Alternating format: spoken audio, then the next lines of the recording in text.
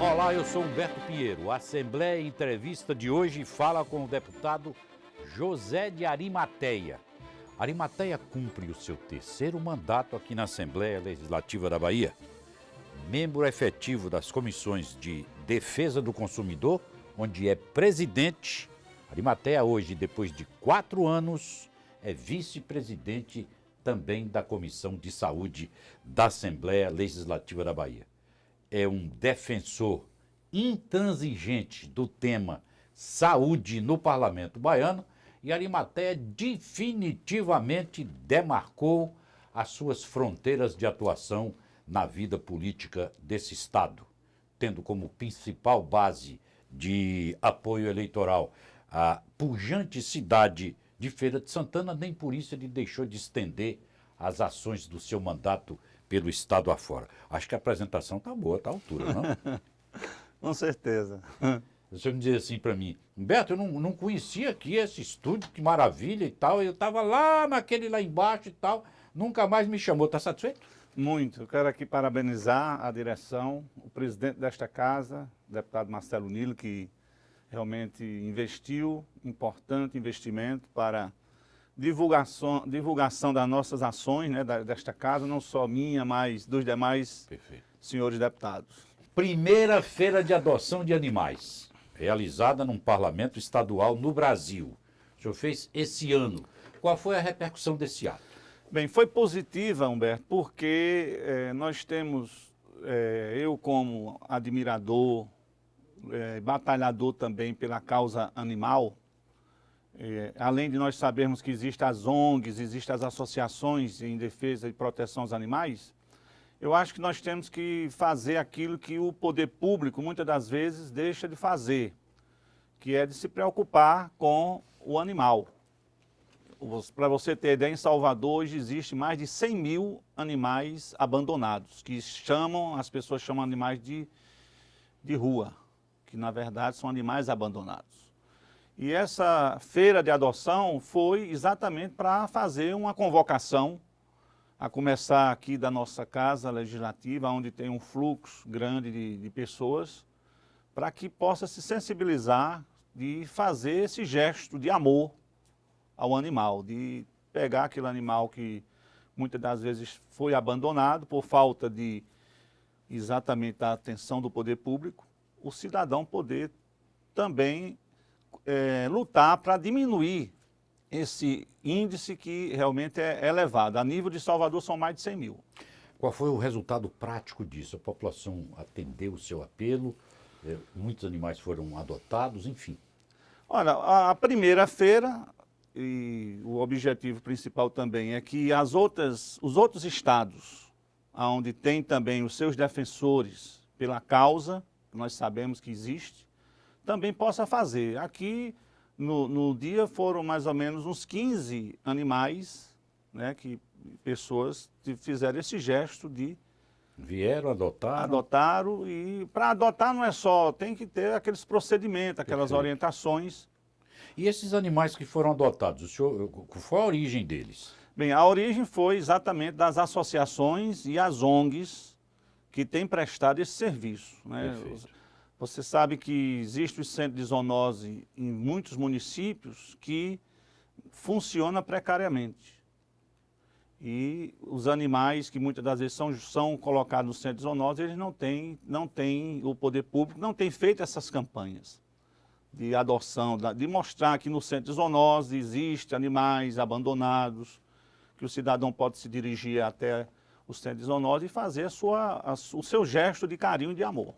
O senhor chegou aqui no estúdio e dentre outros cuidados com a imagem, claro, já que nós estamos com imagem digital, e aí o senhor pediu uma das componentes ali, um dos membros do seu staff de assessoria, para que olhasse aqui um fiozinho e disse assim, olha aí, eu peguei e botei ele no colo. O animal de estimação que o senhor tem botou no colo?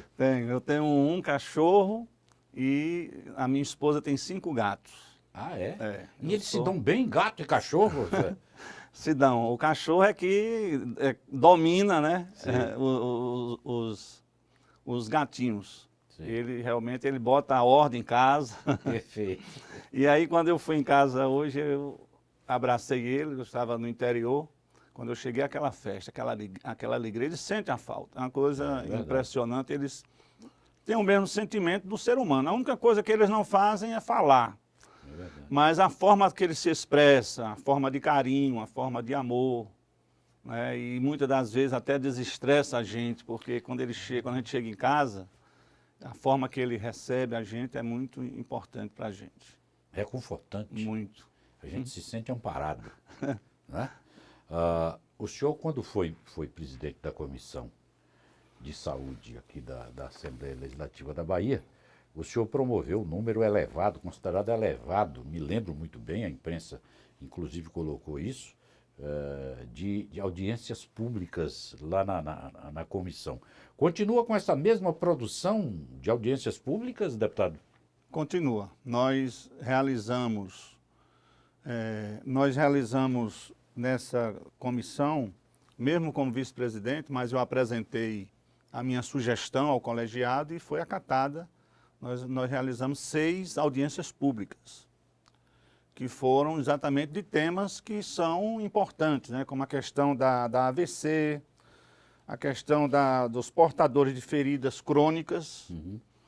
São temas, Humberto, que muitas das vezes, até mesmo dentro da própria Secretaria de Saúde, precisa ter mais uma expansão de divulgação, de conscientização, né? Eu acho que nós estamos vivendo a década da prevenção. A prevenção é fundamental. Se todo gestor público soubesse da importância de trabalhar com a prevenção, evitaria esse problema que existe hoje, principalmente com respeito à saúde, porque a prevenção já está dizendo, aquilo que poderia acontecer, se a pessoa usou a prevenção, evita. Então isso evita a questão da pessoa ter uma qualidade de vida melhor, os gestores não ter mais recursos para gastar com a saúde, questão de medicamentos, cirurgias de alta complexidade, isso vai evitar com a prevenção. Então, essas discussões, essas audiências públicas, nós despertamos e esperamos que o próprio secretário possa realmente abraçar. E nessas audiências públicas é uma coisa que foi positiva, porque nós tivemos presente representantes do próprio Ministério da Saúde, que apoiou e realmente parabenizou a Assembleia, a comissão, porque são temas que outros estados realmente não têm tido essa atitude. Pois é. Hoje o senhor é presidente da Defesa do Consumidor. Qual é a grande iniciativa à frente da comissão?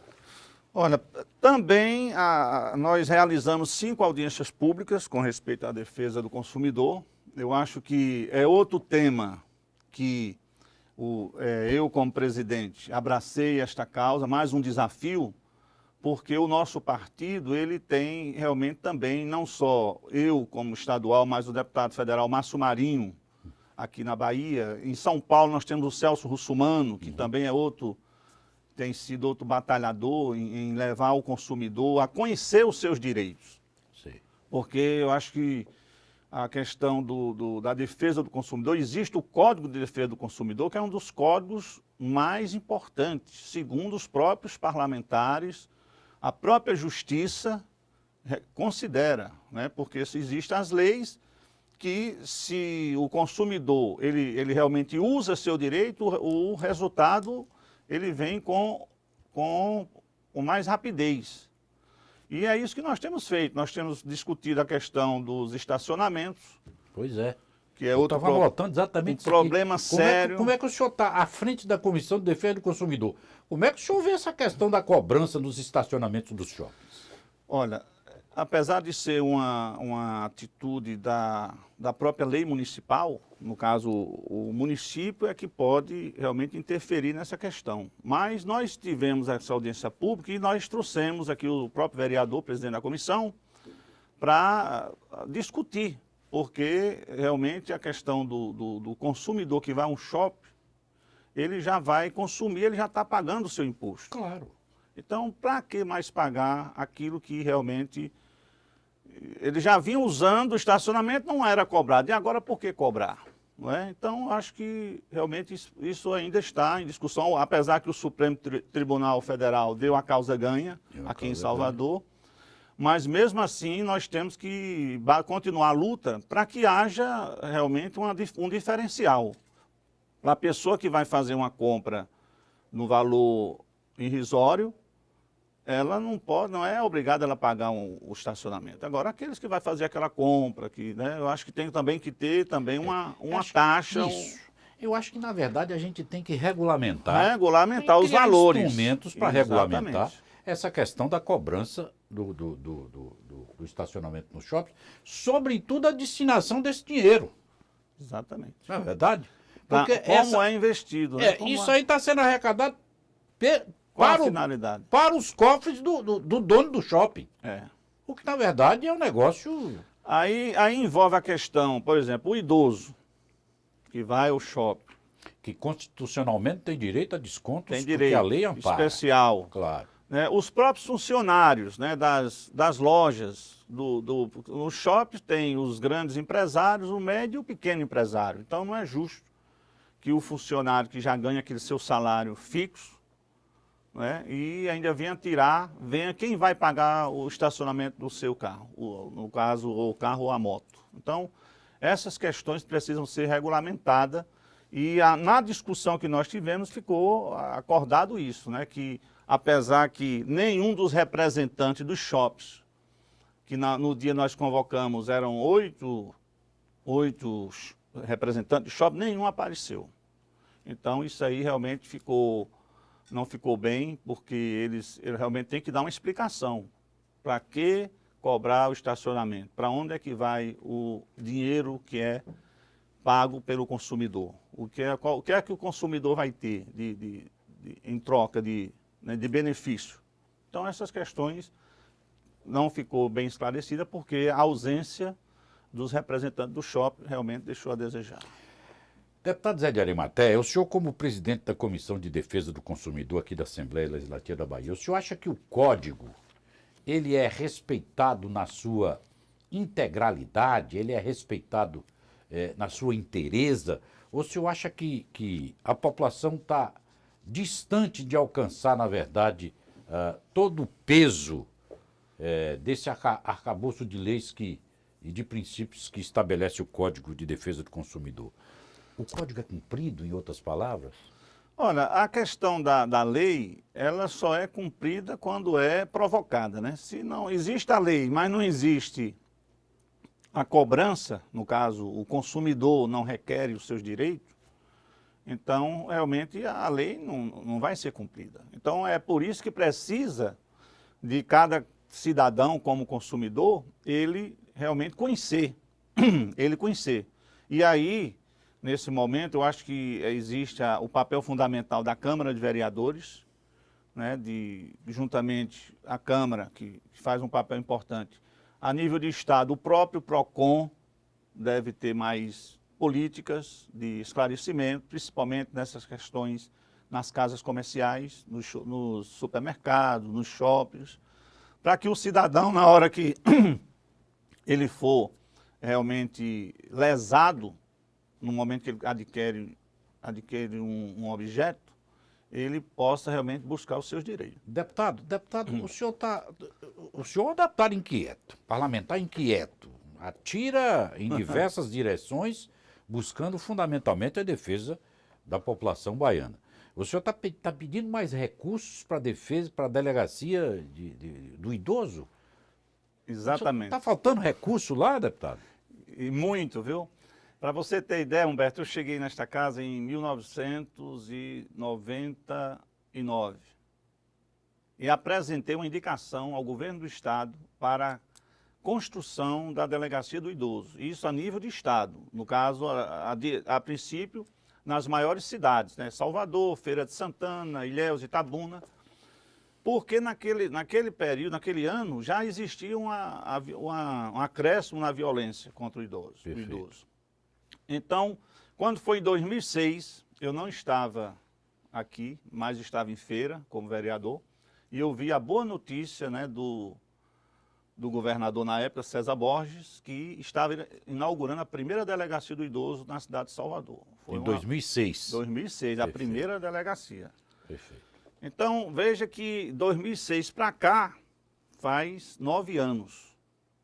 Agora, dia 31, fez 9 anos, né, da inauguração da primeira delegacia, que não avançou em nada. Pelo contrário, hoje a delegacia funciona precariamente, precisa de psicólogo, precisa de assistente social, precisa de agentes. A própria estrutura, para você ter ideia, o ano passado foram 1.900 denúncias, queixas registradas. De agressão ao idoso. De agressão, estelionato, abandono, né? Inclusive dos bairros de Salvador. O bairro que teve mais ocorrência foi o bairro foi na região da suburbana. Imagina, só Salvador. Esse ano, quando eu visitei, a semana passada, eles já estavam quase 900 queixas registradas, só esse ano. Quer dizer, nós estamos já no 8º mês deste ano. Então, você veja que há um crescimento.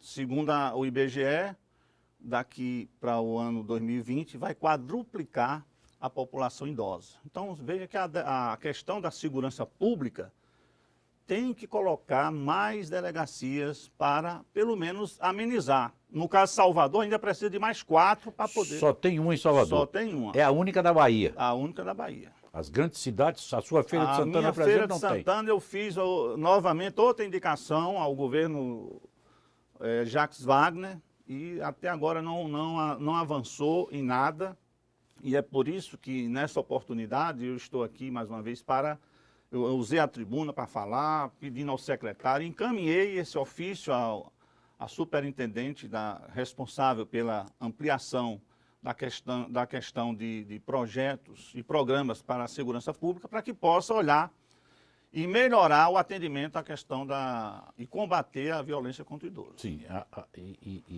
apesar de só tem uma delegacia na Bahia, e essa delegacia é exatamente em Salvador, e apesar de só ter uma, a estrutura é precária. Precária, não tem, para você ter ideia, falta psicólogo, falta assistente social, falta agentes, tem poucos agentes, só tem, se eu não me engano, 3 agentes, precisa de mais.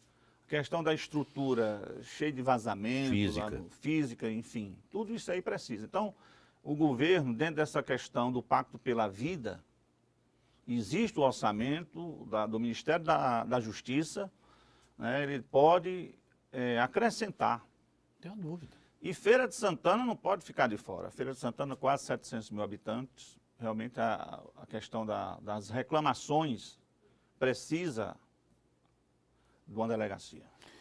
Eu não tenho nenhuma dúvida disso.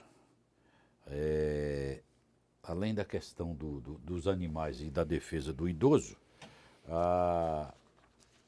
nessa quadra o senhor bate muito na questão da defesa do consumidor. O senhor diria que a Bahia está distante, deputado, de atender às expectativas da sua população como um todo, e sobretudo com relação a essa questão da defesa dos direitos dessa população, deputado? Olha, apesar que o Código da Defesa do Consumidor é um código realmente, como eu já falei, importantíssimo, e segundo os próprios advogados, eles dizem que é um código perfeito. A Bahia realmente precisa avançar mais. A gente sabe que o PROCON tem feito um bom trabalho, né? O PROCON itinerante, eu acho que isso vai divulgar mais. Uhum. E precisa ter um pacto também, aí a gente chama a atenção da própria presidente da UPB, que é onde precisa reunir os prefeitos, para que cada prefeito também possa instalar o PROCON em cada município. Não existe hoje o PROCON em todos os municípios da Bahia. Não existe por quê? Porque para que o PROCON possa estar instalado, e aí levando exatamente essa questão de mostrar o direito do consumidor, tem que haver uma parceria tanto do município com o Estado. Então, tem que ter essa parceria. Então, pouquíssimos municípios da Bahia hoje têm o PROCON. Para você ter ideia, só as maiores cidades, como Feira de Santana tem, Vitória da Conquista, né, Itabuna tem, Ilhéus, mas as outras cidades não existe o PROCON. Na sua pauta não está a iniciativa, de repente, de promover uma audiência ou um grande encontro para cobrar do governo do Estado e dos governos municipais, claro. Apressar esse processo de construção de convênios para que o PROCON a gente acabe construindo uma rede de defesa do consumidor pelo Estado afora? Olha, é uma discussão importante. Eu acho que também aí envolve a força política. Envolve a questão dos senhores deputados desta casa, porque cada prefeito tem o prefeito tem o seu deputado que tem mais simpatia e assim a questão partidária é muito importante.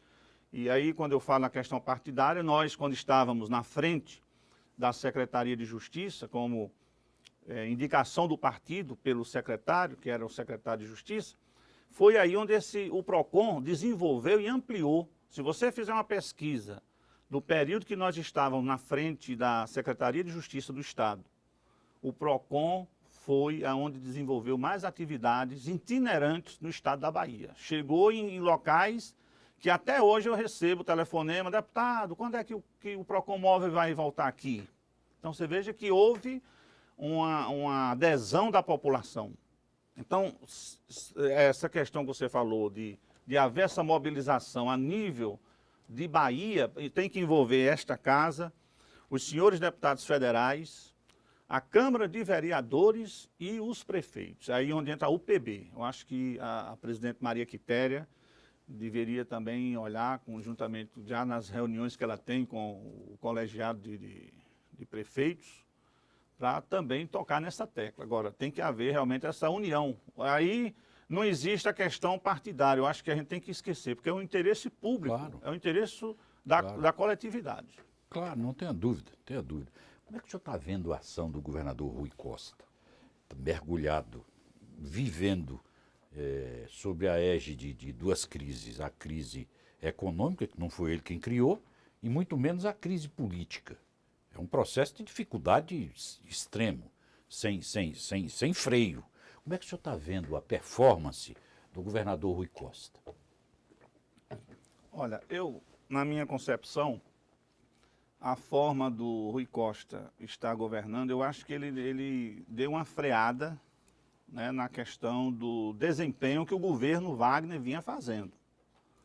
A gente sabe das dificuldades que o país passa, né, mas eu acho que o povo não quer mais a questão só de promessa. Eu acho que tem que parar com essa questão de estar falando, de estar prometendo. Eu acho que tem que agora cumprir o que já foi prometido, sair do papel, entendeu? Para poder avançar. Então, eu acho que o governo Rui Costa ele não avançou em nada devido a essas questões, né? E é por isso que esta casa agora, nós assinamos até uma CPI com respeito à questão das obras inacabadas que existem no estado da Bahia, para que essas obras realmente possam andar. O interesse nosso é que essas obras possam realmente seja concluída. Então o governo tem que dar essa explicação, por que parou a obra.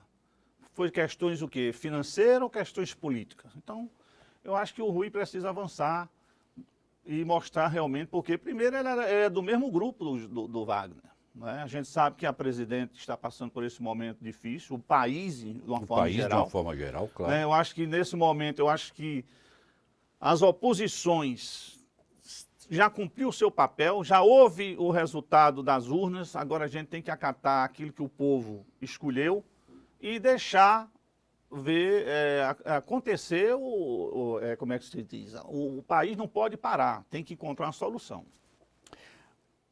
Deixa eu fazer uma pergunta para você, telespectador. Você sabe o que é optometria? Não sabe? Deputado Arimateia vai falar o que é optometria, porque ele luta aqui no parlamento pela regulamentação da profissão desses que exercem a optometria. O que é a optometria, deputado? Olha, a optometria Primeiro, eu tinha que falar, Humberto, com respeito à questão do... Hoje nós temos um grande problema. Eu, quando estava como presidente da Comissão de Saúde, uma das reclamações que a gente mais recebia da população é por que o SUS, o próprio SUS, você sabe que o SUS é uma assistência importante da saúde para o Brasil, para o brasileiro.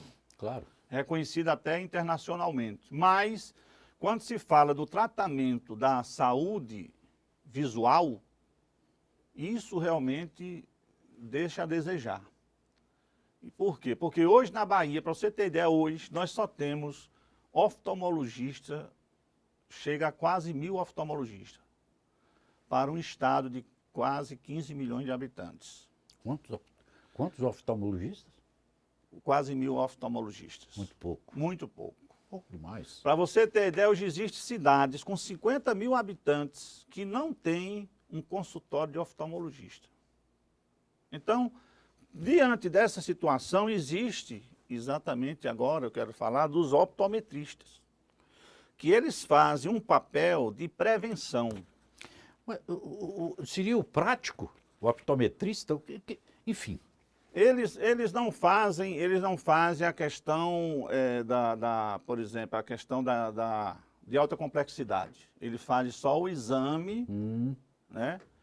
E essas questões de cirurgias, Sim. aí eles já passam para os oftalmologistas. A intervenção cirúrgica, eles não vão até a intervenção cirúrgica. Ficam no exame puro e simples. Exatamente. E prescreve os óculos. Prescreve os óculos, só isso. Ah, perfeito. Mas eles têm nível universitário? Eles têm nível universitário. Eles fazem, concluem 4 anos, 5 anos de faculdade. Ah, perfeito. Mas Eles essa fazem. profissão não é regulamentada? Ainda não é. Existe em Brasília essa luta, né, porque realmente não depende aqui do estado da Bahia. Esse projeto está tramitando em Brasília e existe aquele lobby dos oftalmologistas, né, que eles acham, eles eu acho, o optometrista hoje ele é reconhecido até pelas organizações das Nações Unidas.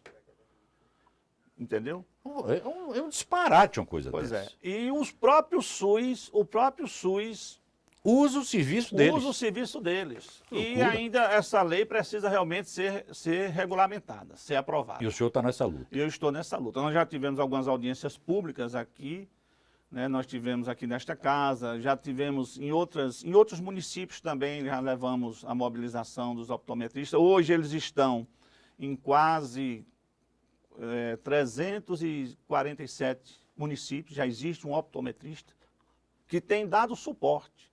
Inclusive, tem até alguns oftalmologistas que trabalham em parceria com eles, mas ainda existe uma resistência dos oftalmologistas da Bahia com respeito à classe. Ou seja, usa o serviço do optometrista, mas são contra a regulamentação da profissão. São contra a regulamentação. Agora, como é que fica essas escolas? Então, eu entro numa escola, passo 4 anos na 4 escola, anos. recebo o diploma e não tenho minha profissão não pode regulamentada? exercer. Pois é. E existe como é que se diz, processos contra alguns, né, porque até prenderam os equipamentos. Eles têm os equipamentos deles, são equipamentos de alta tecnologia. Entendeu? Eles fazem um trabalho e a conscientização deles, eles trabalham com sinceridade com o cliente, porque quando é aquele problema que eles não podem resolver, eles já dizem logo, o seu caso realmente tem que ir. O senhor tem esse número de quantos optometristas tem aqui pela Bahia? Pelo estado? Hoje nós temos mais ou menos uns 3.000 optometristas. Ou seja, 3 vezes mais dos oftalmologistas. Que loucura, pai. Pois é. E tem mais, se não fosse o trabalho deles, essa questão da cegueira de muitas pessoas, né, até mesmo crianças que precisam do atendimento, hoje estaria até sem ir até a sala de aula por conta disso. Tá em que altura o trâmite no Congresso Nacional dessa proposição de regulamentação da profissão? Olha aí, existem aquelas manifestações, mobilizações que eles fazem todo ano, mas ainda não avançou. Apesar que existem alguns partidos, inclusive o próprio meu partido apoia, né, apesar de nós termos ainda uma bancada pequena, só 21 deputados federais, mas nós O deputado Márcio Marinho também é que tem aprovado, tem apoiado a causa deles, né? E outros estados também, porque realmente eles fazem um trabalho muito importante. Nós temos o quê? Nós temos quantos estados nós temos no Brasil? São 20? 27. 27. Se a gente multiplicar, vamos tirar uma média. De repente não tem todos os estados no número que tem na Bahia. A Bahia tem 417 municípios, então é um estado gigante, né? Mas de qualquer forma, mas vamos colocar uma média aí de 2.000 optometristas por estado. Por estado. Vamos retirar Roraima, o Acre e tal, que são estados minúsculos, Sergipe, essa coisa toda. Então nós vamos ter aí 20 estados vezes 20 vezes 2.000, nós vamos ter um número... 50, dá 40 mil, né? Não, 400 20, mil. 400 mil. Quer dizer, um número assustador de pessoas à margem. À margem. Do exercício da regulamentação da que é realmente nós temos que corrigir isso é um escândalo. Da mesma forma que precisa ser corrigida a tabela do SUS, aí a gente tem que fazer justiça, porque você sabe que hoje um médico que faz uma prescrição de uma receita para um paciente, ele ganha menos de R$6 pelo SUS. Então precisa realmente haver existe essa defasagem. Mais de 10 anos que o SUS foi implantado e não existe essa regulamentação na questão Então precisa. E o SUS precisa realmente abraçar, dar mais condições, e aí o Ministério da Saúde tem que intervir nessa questão de também falar com a sua base, a presidente, né, para poder acatar esse projeto. Eu vou encerrar essa entrevista fazendo uma pergunta para o senhor. O senhor tem ação eleitoral em Feira de Santana. Aqui em Salvador. Ilhéus, Itabuna, essa coisa toda. Quando o senhor vai para Itabuna, o senhor percorre um caminho, dá uma volta enorme, se o senhor estiver aqui em Salvador. Não é assim? É. Pronto. Aí eu vou fazer o seguinte, outra pergunta. O senhor sabe o que eu fiz aqui? Um arco-íris. Não, eu tracei uma linha invisível. Sim. Correto? Correto. Será que um dia o senhor vai sair daqui e vai economizar em torno de 150 quilômetros, mais ou menos, para chegar em Itabuna, usando a ponte Salvador-Itaparica? O senhor efetivamente acredita que a gente, de repente, vai tornar isso realidade e transformar essa linha imaginária e invisível em algo real? Eu acredito. Eu acredito, sabe por quê, Humberto? Se você me perguntasse assim, vai sair esse ano ou daqui a 5 anos, eu já ia. Mas, como você está perguntando, se eu acredito nesse projeto, que já foi apresentado o projeto, né, e eu acho que realmente nós temos que acreditar, porque quando eu vejo assim, falando da ponte, essa ponte aí da ilha, eu lembro lá no Rio Grande do Norte. Lá tem uma situação muito parecida, ligando da capital para Genipabu, que tem exatamente a questão da margem do rio, entendeu? E as pessoas lá também não acreditavam nesse projeto, que na época, ainda desde o tempo do saudoso Aloysio Alves, falava que um dia, para melhorar a questão da mobilidade urbana, para ter acesso a esse município, tinha que ter uma ponte ali naquele lugar. E hoje é realidade. Então, o senhor acha eu acredito que essa ponte... nós ainda vamos atravessar. E espera atravessar essa ponte. Aliás, o senhor vai atravessar com esse sorriso fácil que o senhor tem, leve. É assim?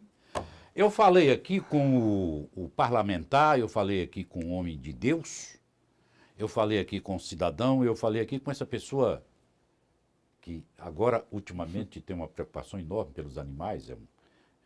Diria que é o pai da adoção no parlamento da Bahia. Eu falei aqui com o deputado José de Arimateia, que uns aqui no parlamento têm um discurso forte, viril, duro, outros preferem até chamar de enfesado. Arimateia tem um discurso duro, viril, mas com um sorriso na face. E talvez o sorriso seja a grande arma que ele tem para o convencimento àqueles que efetivamente acompanham o seu trabalho, que é extremamente positivo à frente da defesa do seu mandato aqui no Parlamento. Prazer, uma honra e que volte aqui para a gente dividir essa bancada. Eu que agradeço, Humberto, mais uma vez. Quero parabenizar o canal Assembleia, agora com a visibilidade bem maior, né, a tecnologia melhor. Pois é. E você está de parabéns a toda a equipe. Eu sempre, quando eu subo à tribuna, eu reconheço, desde o início do trabalho que vocês fazem, a cobertura que vocês fazem nessa casa, isso tem realmente conscientizado o cidadão baiano, que muitas das vezes não pode chegar até aqui, mas quando ele acessa, né, a internet e agora com o canal né, fechado, mesmo assim, eles acessam, eles assistem, eles sabem quem são os deputados que realmente estão lutando. Então, quero aqui parabenizar a diretoria, toda a diretoria, o nosso presidente, que investiu realmente naquilo que realmente é bom, que é o dinheiro do povo, para o povo, isso é que é fundamental. Quero mandar um abraço para a minha princesa do sertão, Feira de Santana, a todos os soteropolitanos que nos assistem agora e a toda a minha equipe que realmente tem me conduzido a fazer esse brilhante trabalho. Que vai aqui, que fica aqui cobrando a sua postura aqui e não esquece de nenhum detalhe. Não esquece, É assim, exatamente. É assim que a assessoria funciona. Nós ficamos por aqui, muito obrigado por sua atenção. TV Assembleia, a TV da Casa do Povo.